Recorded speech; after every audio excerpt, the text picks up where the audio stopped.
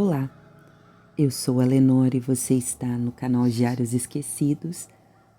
Hoje eu vou contar para vocês mais um conto do livro Fantasmas do Século XX, de Joe Hill. Antes de começar, no entanto, eu gostaria de pedir por favor para você se inscrever no meu canal, deixar um like, fazer um comentário e, se possível, indicar esse vídeo / áudio para alguém que você pense que possa gostar desse tipo de conteúdo. Se você estiver me ouvindo nas plataformas de podcast, eu gostaria de pedir, por favor, para você se inscrever no meu canal do YouTube, né? No caso, é bem rápido e você me ajudaria bastante. Lembrando que agora eu também estou com o Apoia-se. Se você gosta do meu trabalho e puder me ajudar, é só acessar apoia.se/Os Diários Esquecidos. Lembrando que seria de grande ajuda, porque eu não sou monetizada em nenhuma plataforma.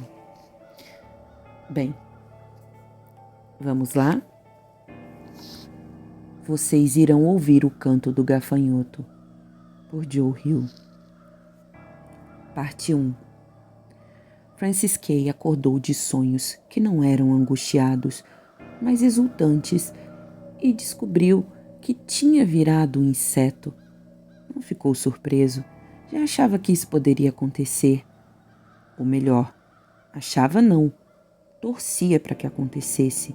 Tinha fantasias a respeito, se não aquilo exatamente, pelo menos algo parecido. Durante algum tempo havia pensado que aprenderia a controlar baratas por telepatia, que iria chefiar uma horda dessas criaturas de cascas marrons e enviá-las para lutar em seu nome. Ou então, como naquele filme com Vincent Price, só iria se transformar pela metade. Sua cabeça viraria a cabeça de uma mosca, de onde brotariam pelos pretos obscenos, e seus olhos saltados e facetados refletiriam 1000 rostos transtornados de pavor. Continuava usando sua antiga pele como um casaco, a pele de quem costumava ser quando era humano. 4 de suas 6 patas despontavam através da úmida, bege, espinhenta, verruguenta, trágica e fedorenta capa de carne. Ao ver aquela pele arruinada, abandonada, ele sentiu um leve arrepio de êxtase e pensou: já vai tarde. Estava deitado de costas e suas pernas, segmentadas, cujas articulações as faziam se dobrar para trás, agitavam-se impotentes acima de seu corpo, cobertas por uma armadura de placas curvas de um verde metálico brilhante, reluzentes, como se fossem cromadas, e com a luz do sol que entrava pelas janelas do quarto, borrões de uma luminosidade sobrenatural corriam por sua superfície. Esses apêndices terminavam em ganchos curvos de esmalte preto endurecido, arrematados por milhares de pelos pontiagudos. Francis ainda não estava completamente acordado. Temia o instante em que seus pensamentos ficariam nítidos e tudo estaria terminado. Seu casaco de carne novamente abotoado, a forma de humano novamente restaurada. Não haveria mais nada além da lembrança de um sonho particularmente vívido, que persistira por alguns instantes depois de ele despertar. Pensou que, se no fim das contas ele estivesse apenas imaginando aquilo tudo, a decepção iria rachá-lo ao meio. Seria terrível demais para suportar. No mínimo, ele precisaria faltar à escola. Então, ele se lembrou de que estivera planejando faltar à escola de qualquer forma. Hugh Chester tinha desconfiado dos olhares que Francis lhe lançara no vestiário depois da aula de educação física, quando os dois estavam trocando de roupa.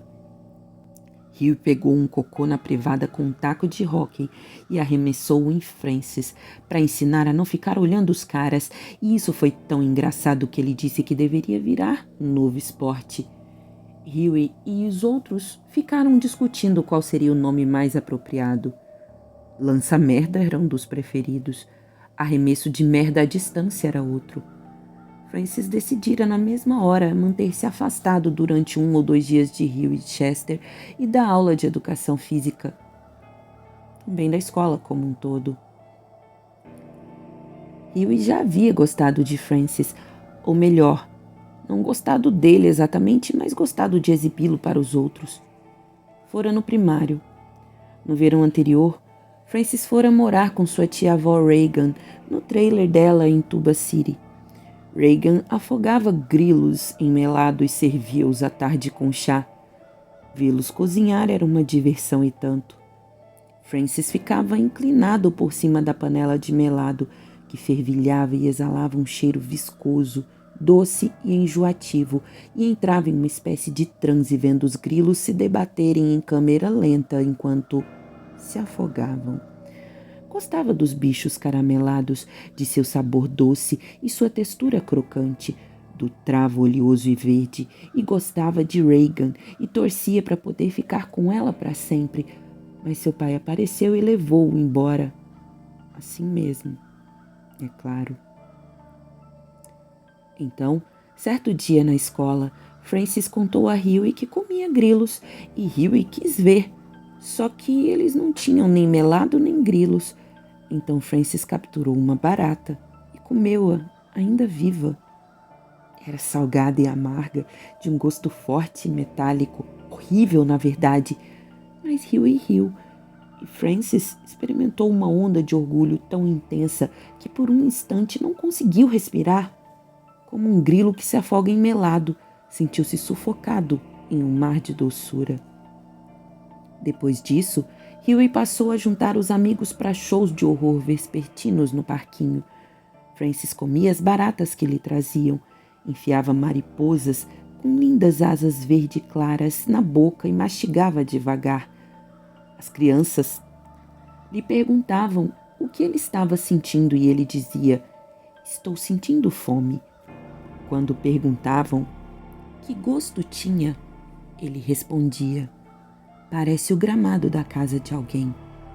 Derramava mel no chão para atrair as formigas e sugava-os com um canudo, os insetos fazendo um som estranho ao subir pelo tubo de plástico. A plateia soltava grunhidos e Francis ficava radiante, inebriado por aquela celebridade recém-descoberta. Só que ele nunca tinha sido famoso antes e não soube julgar o que seus fãs conseguiriam tolerar ou não. Numa tarde, capturou moscas que voejavam em torno de uma pilha endurecida de cocô de cachorro, engolindo-as aos punhados. Novamente, ficou deliciado com os gemidos dos que haviam se juntado para assistir. Mas moscas de cocô de cachorro não eram a mesma coisa que formigas cobertas de mel. Estas últimas eram repulsivas e cômicas. As primeiras eram patologicamente perturbadoras. Depois disso, começaram a chamá-lo de comedor de merda, besouro de bosta. Certo dia, alguém colocou um rato morto dentro de sua lancheira. Na aula de biologia, enquanto o professor Krause estava do lado de fora, Huey e seus amigos bombardeavam com salamandras semi-dissecadas o pobre menino.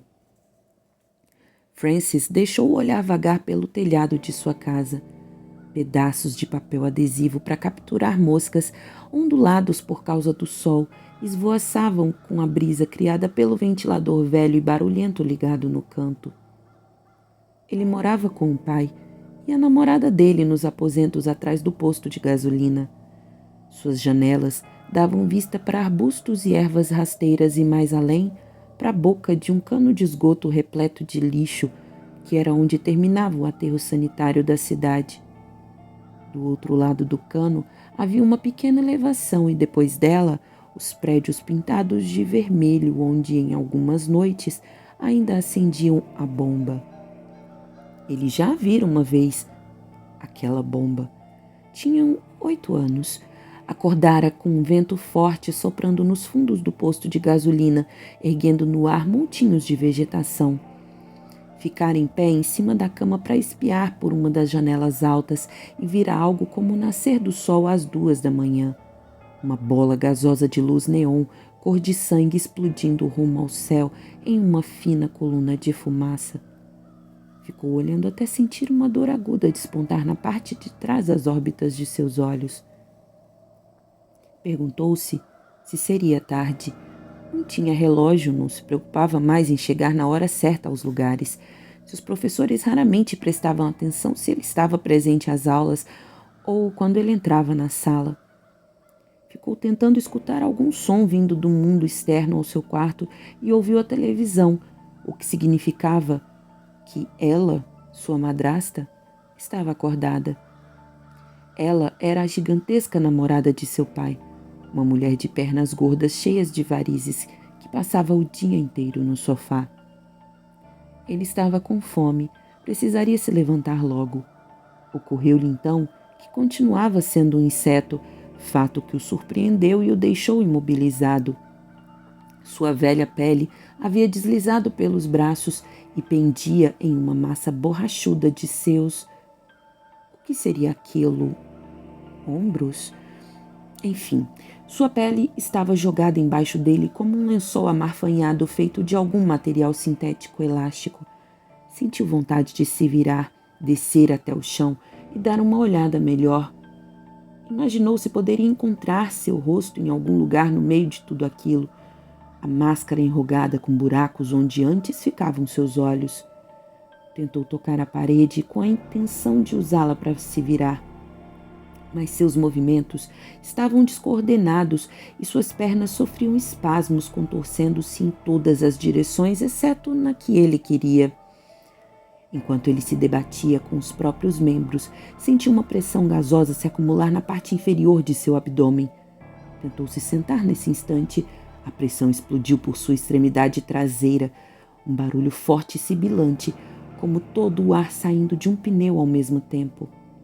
Ele sentiu uma quentura estranha em volta das patas de trás e olhou para baixo, a tempo de ver uma distorção ondulante passar pelo ar, como o calor que se ergue de uma estrada castigada pelo sol. Aquilo foi engraçado. Um peido gigante de inseto, ou quem sabe, um cocô gigante de inseto. Ele não tinha certeza, mas achou que estivesse sentindo uma umidade lá embaixo. Estremeceu com uma risada e pela primeira vez tomou consciência de umas placas incrivelmente finas e duras presas entre a curva de suas costas e o monte embolado de sua antiga pele. Pensou no que poderiam ser.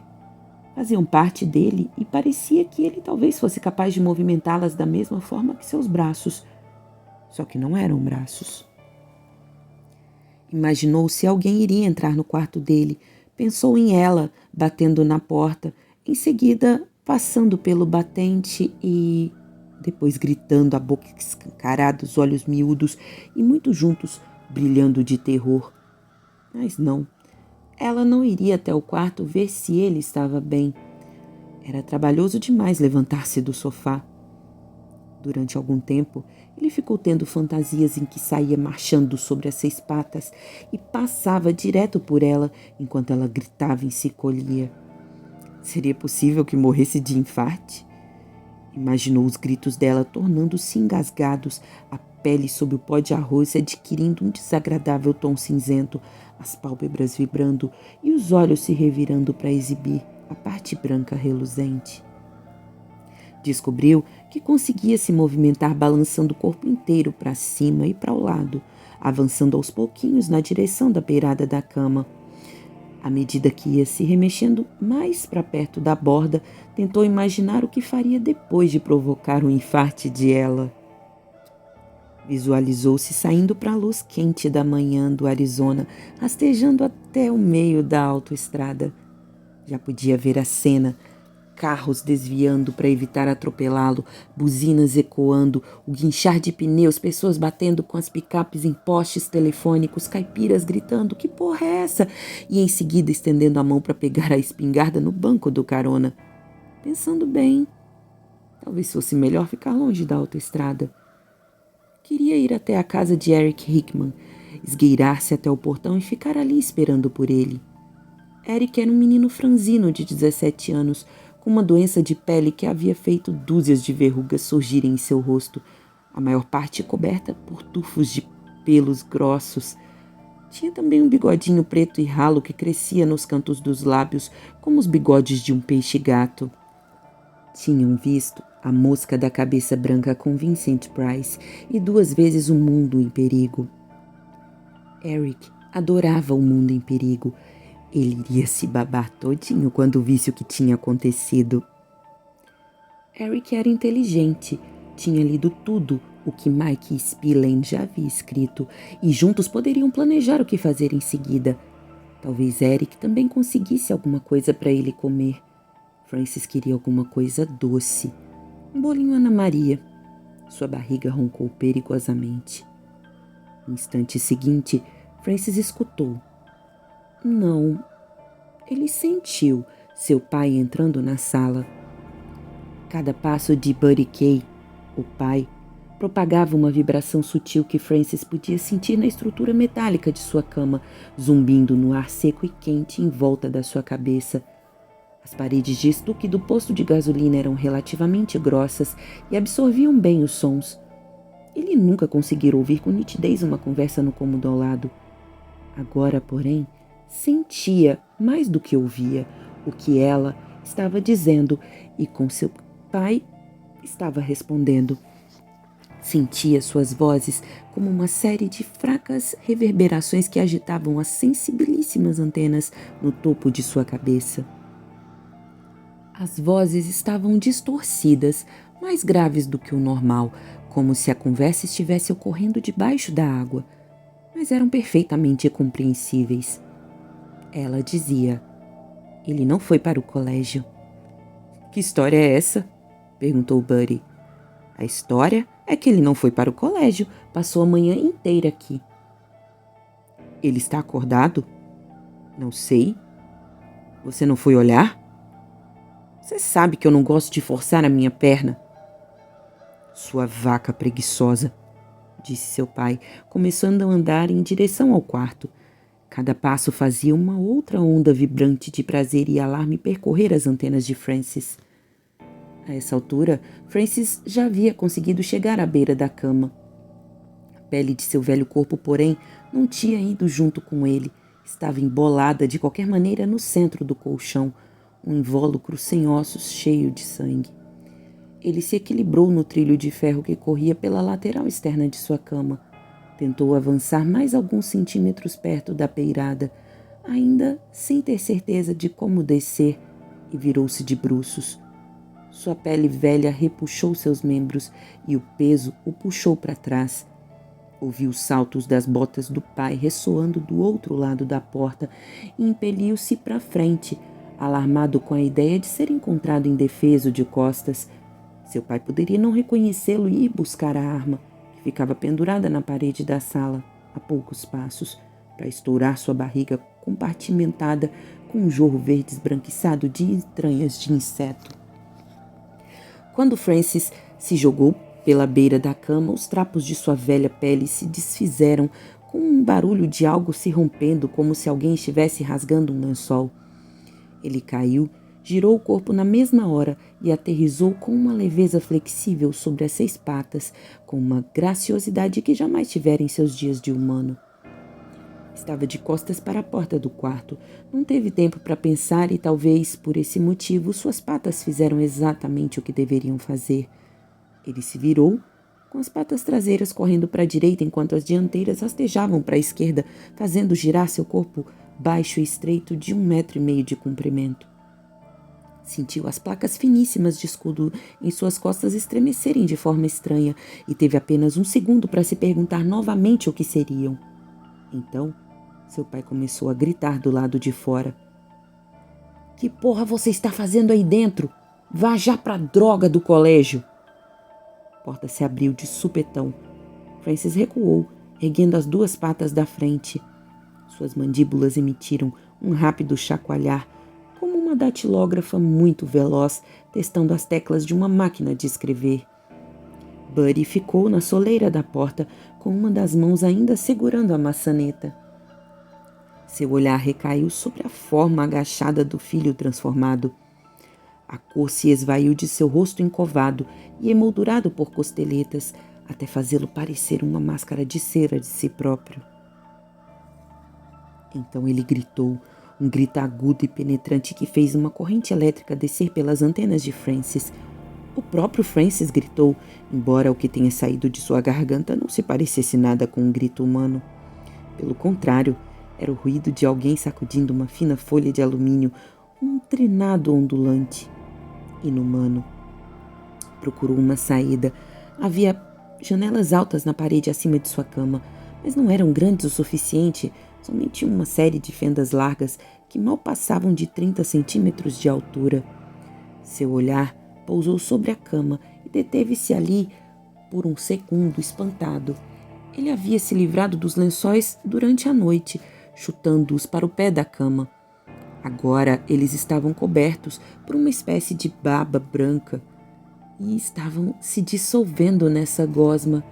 Haviam ao mesmo tempo se liquefeito e escurecido, transformados em uma massa gosmenta orgânica e borbulhante.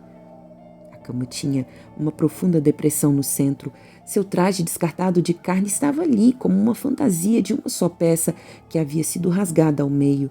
Não olhou para o próprio rosto, mas viu uma das mãos, uma luva enrugada, cor da pele, sem nada dentro, com os dedos curvados para dentro. A espuma que havia derretido os lençóis escorria na direção de sua antiga pele e nos pontos onde a tocava formava bolhas e fumegava. Francis se lembrou de ter peidado e da sensação de um líquido vazando entre as suas patas traseiras. De alguma forma, ele tinha feito aquilo. O ar estremeceu com um baque pesado e repentino. Ele olhou para trás e viu o pai no chão. Por cima dele, viu ela na sala, lutando para se levantar do sofá. Em vez de ficar cinza e levar a mão ao peito, ela se retesou ao vê-lo e a expressão em seu rosto tornou-se fixa e neutra. Tinha na mão uma garrafa de Coca-Cola. Ainda não eram nem 10 horas da manhã e ficou ali sentada, congelada, com a garrafa erguida a meio caminho da boca. "Ai, meu Deus", disse ela, em um tom de voz espantado, mas relativamente normal. "Olhe só para você." A coca começou a derramar da garrafa, escorrendo pelos seus seios. Ela nem percebeu. Ele teria de ir embora e havia apenas uma saída. Avançou hesitante no início, desviou-se para a direita com um pouco de força demais ao atravessar a porta e bateu com a lateral do corpo no batente, mas quase não sentiu. E passou por cima do corpo desmaiado do pai. Seguiu em frente, espremendo-se entre o sofá e a mesa de centro, mirando na porta da frente. Ela ergueu-se delicadamente, levantando as pernas para o sofá para deixá-lo passar. Sussurrava coisas para si mesma tão baixinho que alguém sentado bem ao seu lado poderia não ter percebido. Francis, porém, não perdeu uma só palavra, suas antenas tremendo a cada sílaba. E da fumaça vieram gafanhotos sobre a terra, e foi-lhes dado o poder, como o poder que têm os escorpiões da terra, e foi-lhes dito que não fizessem dano à erva da terra, nem a verdura alguma, nem a árvore alguma. Ele agora estava na porta. Parou para escutar. Mas somente aos homens que não têm na testa o sinal de Deus, e foi-lhes permitido não que os matassem, mas que por 5 meses os atormentassem, e o seu tormento era semelhante ao tormento do escorpião quando fere o homem. E nesses dias os homens buscarão a morte e não a acharão, e desejarão morrer, e a morte fugirá deles. Sua madrasta havia acabado de recitar um trecho bíblico. Ele estremeceu, embora não fosse capaz de explicar por quê. Aquelas palavras o comoveram e fascinaram. Ele ergueu as patas dianteiras para a porta, abriu-a com um empurrão e saiu rumo ao calor branco e ofuscante do dia. Parte 2. O cano estava cheio de lixo por quase 1 quilômetro, a sujeira de 5 cidades reunida. Coleta de lixo era a principal atividade de Califora. 2 em cada 5 adultos da cidade trabalhavam com lixo. 1 em cada 5 trabalhava na divisão radiológica do exército em Camp Califora, 1,5 quilômetros mais ao norte. Os outros 2 ficavam em casa vendo televisão, raspando bilhetes de loteria e comendo comida congelada. O pai de Francis era uma rara exceção, um homem que tinha o seu próprio negócio.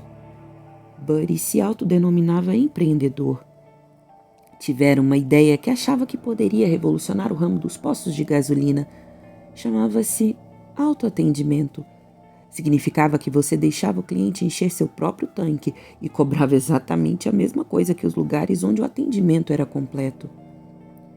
De dentro do cano era difícil ver alguma coisa de cá ali fora sobre a plataforma de pedra mais acima. Quando Francis espiou pelo declive íngreme, conseguiu distinguir um único marco possível de ser identificado: o grande mastro de bandeira em frente ao posto de gasolina de seu pai. A bandeira tinha a reputação de ser a maior do estado. Era grande o suficiente para ser enrolada em volta da cabine de um caminhão de 4 eixos e pesada demais para ser movida até mesmo por ventos fortes. Francis só a vira tremular uma vez durante a explosão que ressoou em Califórnia depois de soltarem a bomba. Seu pai tinha vários clientes do exército sempre que tinha de sair do escritório por algum motivo para checar o motor superaquecido de algum jipe, por exemplo. Em geral, vestia a parte de cima do uniforme caque sobre a camiseta. Medalhas balançavam e luziam no bolso esquerdo. Nenhuma delas era sua. Ele havia comprado tudo na loja de penhores daquela cidade, mas pelo menos o uniforme ele conseguira de forma honesta na Segunda Guerra Mundial. Ele havia gostado da guerra. Não existe xoxota melhor do que a que a gente consegue em um país que acabou de bombardear, disse ele certa noite, erguendo uma lata de cerveja como se estivesse brincando, com os olhos marejados pelas boas lembranças. Francis se escondeu no meio do lixo, enfiando-se entre 2 sacos plásticos cheios. Assustado, ficou esperando pelos carros da polícia, as antenas agitadas e atentas ao barulho ritmado, terrível e ensurdecedor dos helicópteros. Mas não houve carros de polícia e nem helicópteros. 1 ou 2 vezes uma caminhonete desceu a estrada de terra batida que contornava os montes de lixo, e ele se encolheu desesperado, andando para trás, enterrando-se tão fundo na sujeira que apenas as antenas ficavam de fora. Mas foi só isso. Havia pouco tráfego naquela parte do lixão, que ficava quase 1 quilômetro do centro de processamento onde era feito o trabalho de verdade. Mais tarde, deu uma corridinha até o topo de um dos grandes montes para se certificar de que não estava sendo cercado. Não estava, mas não ficou ali por muito tempo. Não gostava do brilho direto do sol. Depois de apenas alguns instantes do lado de fora, senti uma lassidão dormente tomar conta dele, como se houvessem lhe dado uma injeção de anestésico. Na parte de trás do lixão, porém, onde o cano ficava mais estreito, vi um trailer estacionado em cima de uma plataforma de cimento. Desceu e rastejou até lá. Achou que estivesse abandonado e de fato estava. O espaço abaixo do trailer estava tomado por sombras deliciosamente frescas. Entrar debaixo dele foi tão refrescante quanto mergulhar em um lago. Ele descansou. Foi Eric Hickman quem o acordou. Não que Francis estivesse dormindo no sentido literal da palavra. Em vez disso, havia se acomodado em um estado de imobilidade consciente em que não sabia nada e, ao mesmo tempo, estava completamente alerta. Ouviu os pés de Eric se arrastando pelo chão a mais de 1 metro de distância e levantou a cabeça. Eric apertava os olhos atrás das lentes dos óculos por causa da luz da tarde. Ele estava sempre apertando os olhos, para ler alguma coisa ou simplesmente quando estava concentrado. De forma que ficava parecendo um macaco. Era uma expressão tão desagradável que naturalmente levava as pessoas a quererem lhe fazer alguma coisa para justificar aquela careta. Francis, disse Eric, bem alto. Trazia na mão um saco de papel respingado de gordura que talvez contivesse seu almoço, e ao ver isso, Francis sentiu uma forte pontada de fome, mas não saiu de onde estava. Francis, você está por aqui? Tornou a chamar, quase gritando, antes de sumir de vista. Ele queria aparecer para um amigo, mas não conseguiu. Pensou na possibilidade de Eric estar ali só para atraí-lo para céu aberto. Imaginou uma equipe de atiradores de elite agachados sobre os montes de lixo, olhando a estrada através das miras dos fuzis, à procura de algum sinal do gigante gafanhoto assassino. Continuou parado, agachado e tenso, monitorando o local em busca de algum movimento. Prendeu a respiração. Uma lata caiu, fazendo alarde. Era apenas um corvo. Depois de algum tempo, teve de reconhecer que havia se deixado dominar pela ansiedade. Eric fora até lá sozinho. Um instante depois, percebeu que não havia ninguém à sua procura, porque ninguém iria acreditar em seu pai quando ele contasse o que vira. Se Buddy tentasse dizer que havia encontrado um inseto gigante no quarto do filho, agachado ao lado do corpo estripado do menino, teria sorte se não fosse parar num hospício. Sequer acreditariam nele quando dissesse que seu filho estava morto. Afinal de contas, não havia corpo, tampouco pele descartada. A excreção leitosa que saíra borbulhando do traseiro de Francis já devia tê-la derretido. No dia das bruxas do ano anterior, seu pai tinha sido preso por embriaguez e não podia ser considerado uma testemunha confiável. Ela, a madrasta, talvez confirmasse a história, mas sua palavra não valia mais do que a dele, possivelmente menos. Ela sempre estava ligando para o escritório de fenômenos de Califora, às vezes até uma vez por mês, para relatar que havia visto nuvens com a forma de Jesus. Tinha um álbum inteiro com fotos de nuvens que dizia retratarem o rosto do Salvador. Francis já o havia folheado, mas era incapaz de ver qualquer traço religioso, embora tivesse que reconhecer que uma das nuvens se parecia com um homem gordo usando o chapéu em forma de cone. A polícia local estaria em busca do Francis de verdade, é claro, mas ele não tinha certeza de como iriam procurá-lo na prática. Ele estava com 18 anos, tinha liberdade para fazer o que quisesse, e muitas vezes faltava à escola sem dar explicação.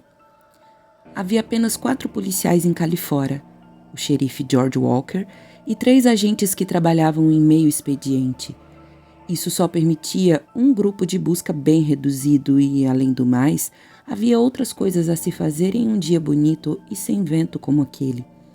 Importunar trabalhadores ilegais, por exemplo, ou ficar sentado escondido na estrada esperando os adolescentes ultrapassarem o limite de velocidade a caminho de Phoenix. De toda forma, estava ficando difícil se preocupar muito com o fato de alguém estar procurando por ele. Francis estava novamente sonhando acordado com bolinhos doces. Não conseguia se lembrar da última vez que sentira tanta fome. Embora o céu estivesse claro e limpo, uma superfície azul esmaltada, sombras vespertinas haviam se espalhado por cima do cano, à medida que o sol ia caindo por trás da muralha de rocha vermelha a oeste. Francis rastejou para longe do trailer e foi abrindo caminho entre os detritos, parando junto a um saco rasgado, cujo conteúdo havia vazado para fora. Examinou o lixo com as antenas. Entre papéis amassados, copos de isopor quebrados e fraldas enroladas, encontrou um pirulito todo sujo de terra. Inclinou-se para frente e desajeitadamente enfiou o doce inteiro na boca, inclusive o palito de papelão, agarrando-o com as mandíbulas, a baba escorrendo até o chão. Durante alguns segundos, o interior de sua boca se encheu com uma explosão fortíssima de doçura açucarada e ele sentiu o sangue sendo bombeado pelo coração. Segundos depois, porém, se deu conta de uma desagradável cosquinha no tórax e sua garganta pareceu se fechar. Seu estômago se revirou. Ele cuspiu o pirulito, enojado. Não teve melhor sorte com as asas de frango meio comidas que encontrou. Os poucos pedaços de carne e gordura presos aos ossos tinham um gosto rançoso e ele teve vontade de vomitar. Moscas varejeiras zumbiam gulosas em volta das pilhas de lixo. Francis lhes lançou um olhar de ressentimento e pensou em devorá-las. Alguns insetos comiam outros insetos, mas ele não sabia como capturá-las sem mãos, embora tivesse a sensação de que não iria lhe faltar velocidade e não iria aliviar seu sofrimento com meia dúzia de moscas varejeiras. Com a cabeça doendo, irritado de fome, pensou nos grilos caramelados e em todos os outros insetos que já havia comido. Era por causa deles que aquilo havia acontecido, imaginou. Então veio um flash em sua memória. O sol nascendo às 2 da manhã, o vento atingindo o posto de gasolina em rajadas fumegantes, batendo na construção com tanta força que fazia a poeira se derramar pelo telhado.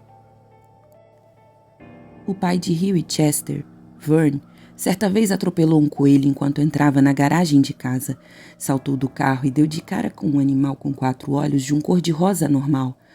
Levou-o à cidade para exibi-lo, mas um biólogo, acompanhado por um cabo e 2 recrutas portando metralhadoras, apareceu para levar o coelho embora, pagando $500 a Vern para que ele assinasse uma declaração afirmando que não iria falar nada a respeito.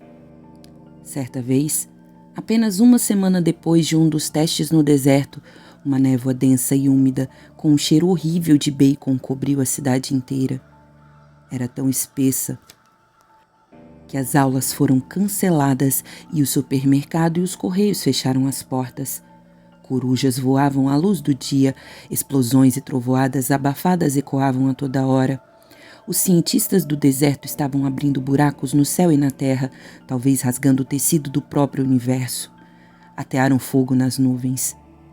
Então, pela primeira vez, Francis entendeu com clareza que ele era uma criatura contaminada, uma aberração a ser destruída e ocultada por um soldado do governo com uma pasta cheia de declarações oficiais de silêncio.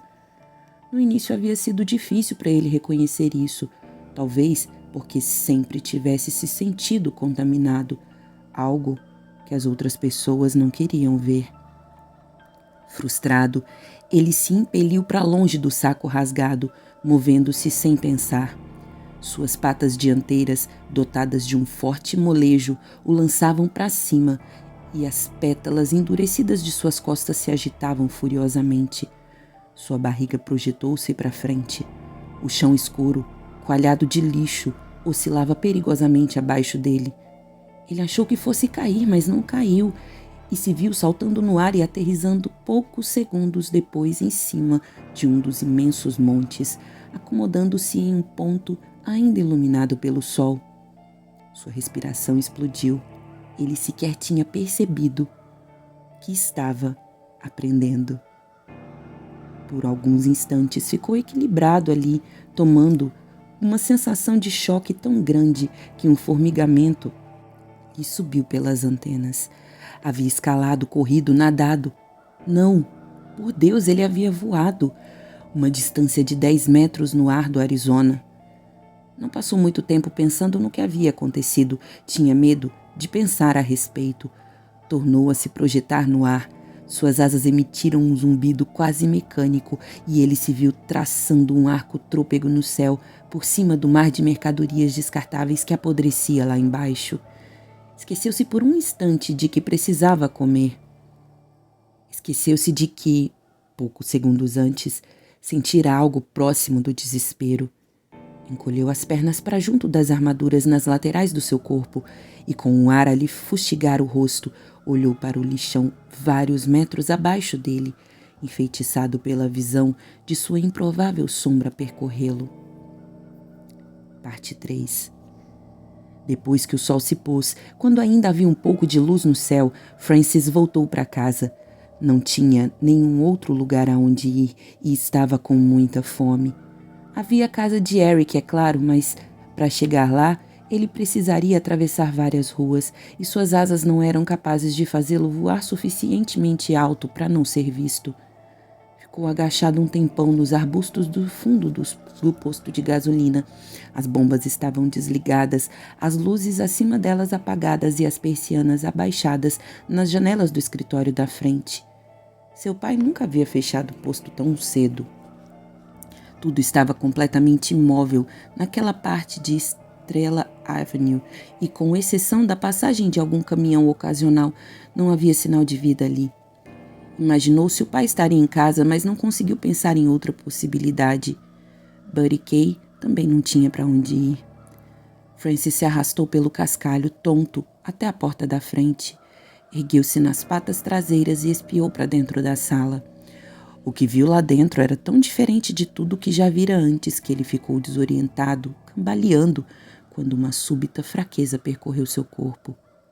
Seu pai estava estendido no sofá, de lado, com o rosto colado nos seios de ela. Os dois pareciam estar dormindo. Ela envolvia os ombros de Buddy, com os dedos rechonchudos e cheios de anéis encostados em suas costas. Ele mal estava em cima do sofá. Não havia espaço suficiente e parecia prestes a sufocar. Frances não conseguia se lembrar da última vez que vira Buddy e ela se abraçando e havia se esquecido de como seu pai parecia pequeno perto dela. Com o rosto enterrado no peito de ela, lembrava uma criança que adormecera chorando no colo da mãe. Os dois eram tão velhos e solitários, pareciam tão esgotados, que vê-los daquele jeito, seus corpos embolados, como que para se proteger de uma ventania, provocou em Frances uma sensação lancinante de arrependimento. Seu pensamento seguinte foi de que a vida com eles havia terminado. Caso acordassem e o vissem, novamente viriam os gritos e desmaios, depois as armas e a polícia. Ficou desesperado. Estava prestes a se afastar da porta e voltar para o lixão quando viu a tigela sobre a mesa, à direita da porta. Ela havia feito uma salada mexicana. Não conseguia ver o que estava dentro do pirex, mas adivinhara o que era pelo cheiro. Podia sentir todos os cheiros agora. A ferrugem da porta da frente, o mofo do carpete felpudo, os biscoitos salgados de milho, os hambúrgueres embebidos em molho mexicano apimentado. Imaginou grandes folhas de alface cheias de molho e sua boca se encheu de saliva. Frances se inclinou para a frente, esticando o pescoço para tentar ver alguma coisa dentro da tigela. Os ganchos irregulares de suas patas dianteiras já estavam encostados na porta de tela e antes de perceber o que estava fazendo, o peso de seu corpo já havia aberto pela metade. Ele entrou, lançando um olhar furtivo para o pai e ela. Nenhum dos dois se mexeu. A mola do lado de dentro da porta era velha e estava deformada. Depois que ele passou, a porta não se fechou com um baque, mas com um gemido seco, chocando-se de leve no batente. Esse leve baque foi suficiente para fazer o coração de Frances dar um salto dentro do peito. Mas seu pai pareceu se aninhar ainda mais na fenda enrugada entre os seios de ela. Frances rastejou até a lateral da mesa e inclinou-se por cima da tigela. Não havia sobrado quase nada, exceto uma sopa gordurosa de molho mexicano e alguns pedaços de alface grudados na borda.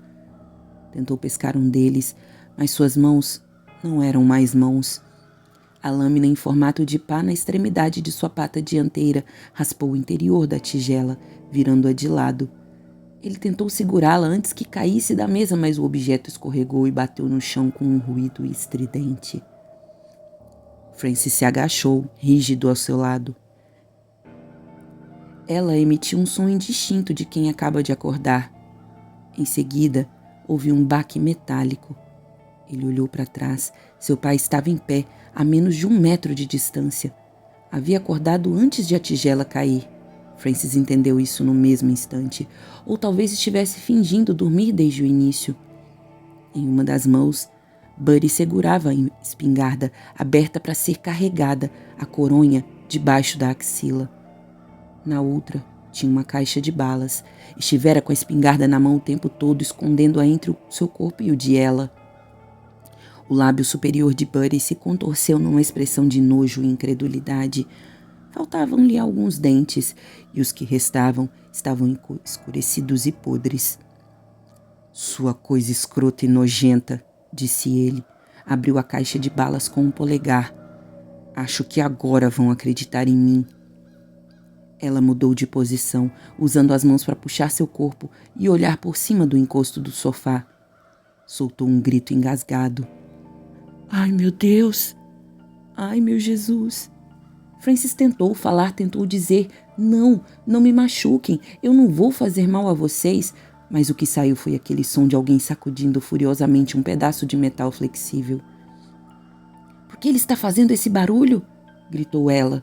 Tentava se levantar, mas estava afundada demais no sofá e não conseguia se erguer. "Saia de perto dele, Buddy." Buddy olhou para ela. "Como assim sair de perto? Eu vou estourar esse troço. Vou mostrar para aquela babaca do George Walter. Ele fica lá rindo de mim." Deu uma risada nervosa. Mas ele não acredita. As mãos de Buddy estavam tremendo e deixaram as balas caírem no chão. Amanhã de manhã vão estampar a minha foto na primeira página do jornal. Seus dedos finalmente encontraram uma bala e ele carregou a espingarda. Francis desistiu de tentar falar e ergueu as patas dianteiras, com os ganchos afiados levantados em um gesto de rendição. Ele está fazendo alguma coisa, gritou ela. Quer calar essa boca, sua vadia histérica, disse Buddy. É só um inseto, estou pouco ligando se é grande, ele não faz a menor ideia do que estou fazendo. Buddy girou o pulso, encaixando o cano da arma. Francis projetou-se para frente, com a intenção de fazer Buddy recuar e poder correr até a porta. Quando sua pata dianteira se abaixou, abriu um grande rasgo vermelho no rosto do pai. O talho começava na têmpora direita, passava pela órbita do olho, corria por cima do nariz e depois descia por mais 10 centímetros pela face esquerda. A boca de Buddy se escancarou, de modo que ele ficou com uma expressão de surpresa, como um homem acusado de algo chocante e sem palavras para reagir. A arma disparou com um estrondo tão ensurdecedor que fez uma onda de dor percorrer as sensíveis antenas de Francis. Um pouco de pólvora caiu em seu ombro, causando uma ardência desconfortável, mas a maior parte do disparo atingiu a parede de gesso atrás dele. Francis gritou de terror e dor. Mais um daqueles sons distorcidos parecendo retinir de uma chapa metálica, só que dessa vez urgente e agudo. Sua outra pata em forma de gancho se abaixou, um cutelo projetado para baixo com todo o seu peso. Atingiu em cheio o peito do pai. Francis sentiu o impacto estremecer todas as suas articulações. Tentou remover a pata do tórax do pai. Em vez disso, ergueu Buddy no ar. Ela gritava, arranhando o próprio rosto com as duas mãos. Francis sacudiu a pata para cima e para baixo, tentando separar o pai da foice que antes era sua mão. Seu pai, de repente, virou uma coisa sem ossos, braços e pernas se debatendo de um lado para o outro. Os gritos agudos de ela causavam tamanha dor que Francis achou que talvez fossem fazê-lo desmaiar. Ele jogou o pai contra a parede. O posto de gasolina tremeu. Dessa vez, quando ele puxou a pata, Buddy se soltou. Escorregou pela parede, com as mãos unidas sobre a funda ferida no peito. Deixou um rastro escuro no gesso atrás de si. Francis não sabia o que tinha acontecido com a espingarda. Ela se ajoelhou no sofá, balançando o corpo para frente e para trás, gritando e arranhando o próprio rosto, totalmente fora de si. Francis se jogou em cima dela, dilacerando-a com as mãos afiadas. O barulho parecia o de uma equipe de homens enfiando pás em lama molhada. Durante vários minutos, a sala foi tomada pelo som de alguém escavando furiosamente.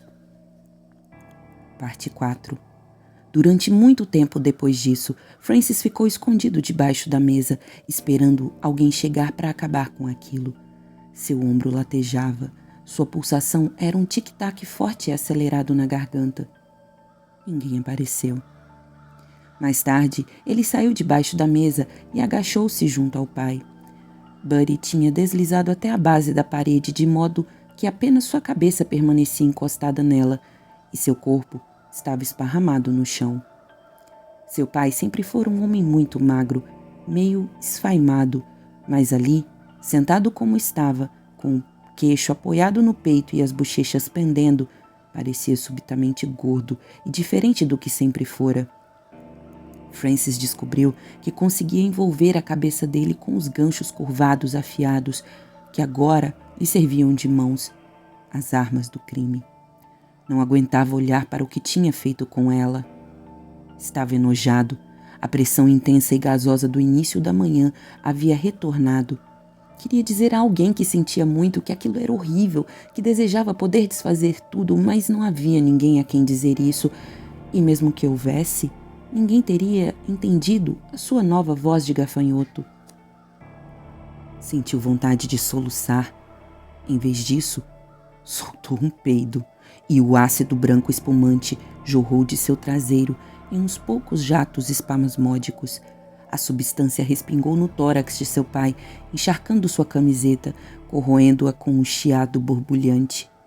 Francis virou o rosto de Buddy para um lado e para o outro, esperando que, de algum outro ângulo, o pai voltasse a ficar mais parecido consigo mesmo. Mas, por mais que virasse, Buddy continuava estranho, um desconhecido. Um cheiro parecido com gordura de bacon tostada chamou a atenção de Francis, e quando ele olhou para baixo, viu que a barriga do pai havia se aberto e se transformado numa massa transbordante de gosma cor-de-rosa. Os ossos vermelhos das costelas reluziam, com nacos fibrosos de tecido semi-corroído ainda preso a eles. Francis sentiu a barriga se contrair com uma fome lancinante e desesperada. Inclinou-se um pouco mais para examinar a gororoba com as antenas, mas não conseguiu esperar mais, não conseguiu se conter. Engoliu as entranhas liquefeitas do pai em grandes bocados sôfregos, emitindo estalos úmidos com as mandíbulas. Foi comendo de fora para dentro e, em seguida, cambaleou para longe, meio embriagado, com os ouvidos zumbindo, a barriga doendo de tão cheia. Andou com dificuldade até debaixo da mesa e descansou. Através da porta de tela podia ver um pedaço da autoestrada. Em um transe saciado, ficou olhando um caminhão passar deslocando o ar, correndo rumo ao deserto, com os faróis varrendo o asfalto, passando por cima de uma pequena elevação e, em seguida, disparando até sumir de vista. A visão daqueles faróis deslizando, sem esforço pela escuridão, trouxe à mente a sensação de que tivera ao voar, ao subir ao céu, com um grande salto veloz. A ideia de atravessar o ar fresco lhe deu vontade de respirar um pouco. Saiu pela porta de tela, estava cheio demais para voar. Sua barriga ainda doía. Foi até o estacionamento de chão de cascalho, inclinou a cabeça para trás e fitou a noite. A Via Láctea era um rio espumante de brilho. Podia ouvir nitidamente os grilos na grama, a música metálica que produziam, uma vibração triste que subia e descia. Sempre o estiveram chamando, pensou. Caminhou sem medo até o meio da autoestrada, esperando aparecer algum caminhão, esperando os faróis se derramarem sobre ele. Esperou o guinchar dos freios e o grito rouco, assustado, mas não havia tráfego nenhum na estrada. Ele estava com a barriga muito cheia e andava devagar. Não tinha medo do que iria lhe acontecer agora. Não sabia qual era o seu destino e pouco lhe importava. Seu ombro estava doendo um pouco. O chumbo da espingarda não havia perfurado sua armadura. É claro que não poderia perfurá-la, apenas machucara de leve o tecido debaixo dela. Certa vez, ele e o pai tinham ido juntos ao lixão. Levaram a espingarda e ficaram atirando em latas, ratos e gaivotas. Imagine que são alemães, dissera seu pai. Francis não sabia que aspecto tinham os soldados alemães, então fingiu que estava atirando nas outras crianças da escola. A lembrança desse dia no lixão deixou um pouco sentimental em relação ao pai.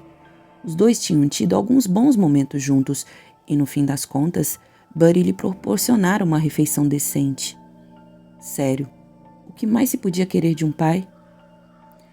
Percebeu que estava perto do colégio quando o primeiro rubor cor-de-rosa começou a colorir a leste. Não tivera a intenção de ir até lá, talvez tivesse sido levado pela lembrança da tarde em que saíra para atirar com o pai.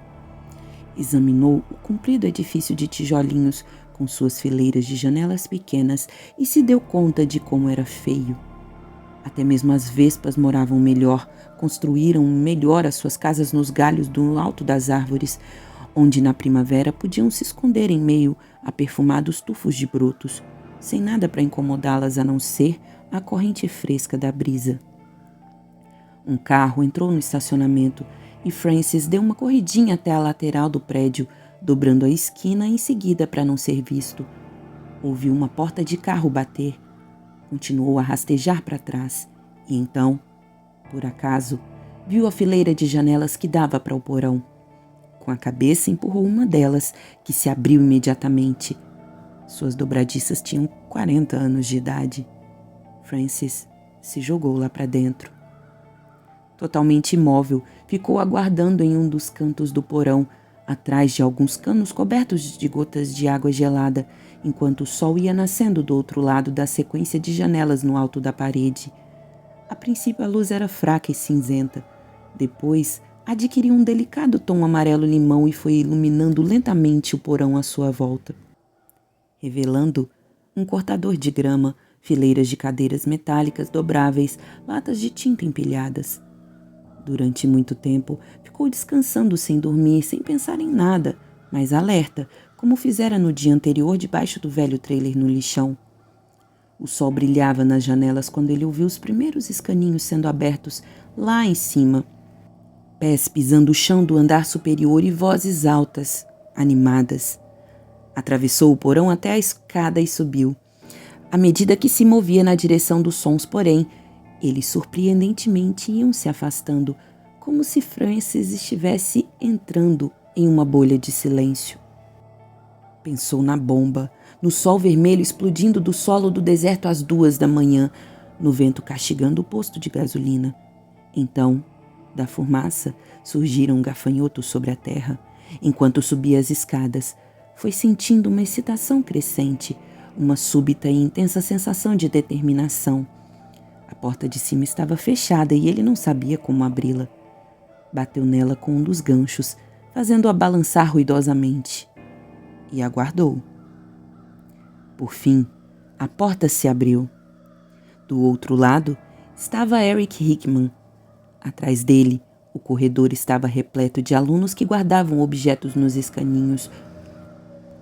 Conversavam aos gritos uns com os outros, mas era como assistir a um filme sem som. Alguns alunos olharam na sua direção, viram-no e ficaram rígidos, imobilizando-se em poses nada naturais. Uma menina de cabelos claros abriu a boca para gritar, tinha os braços cheios de livros que escorregaram um por um e caíram no chão com um barulho alto.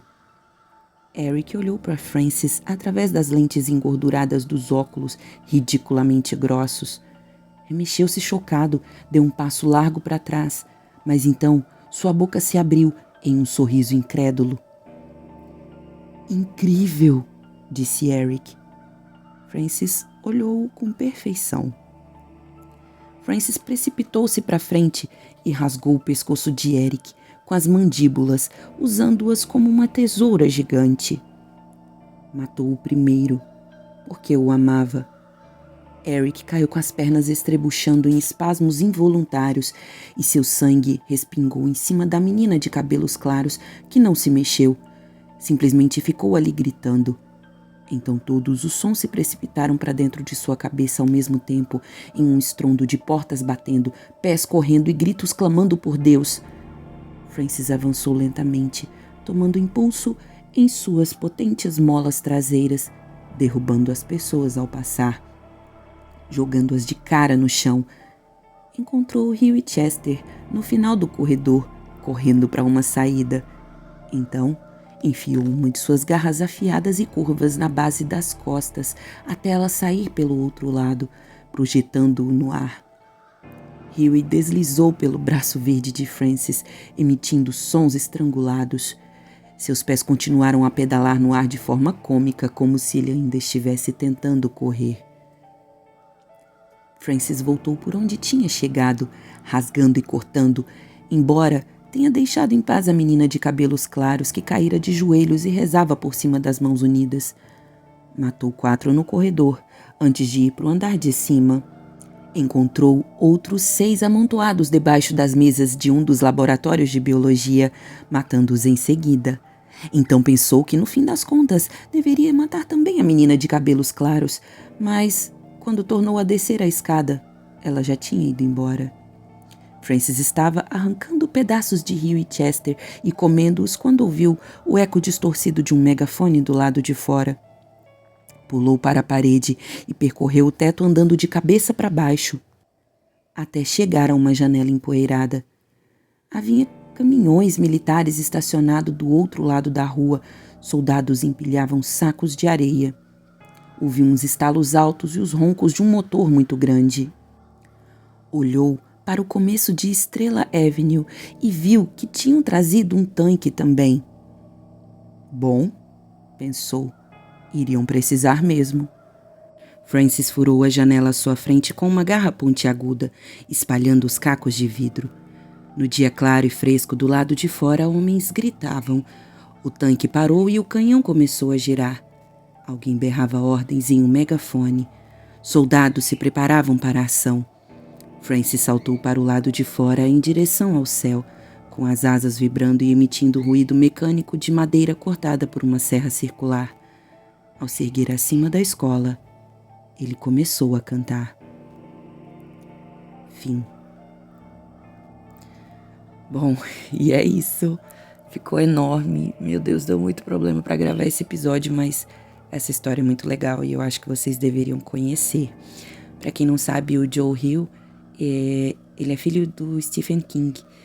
E tem muita gente que fala que ele é Nepo Baby, né? Enfim, depois a gente pode falar sobre isso se vocês quiserem. As minhas calopsias estão enlouquecidas hoje, meu Deus. Mas é isso.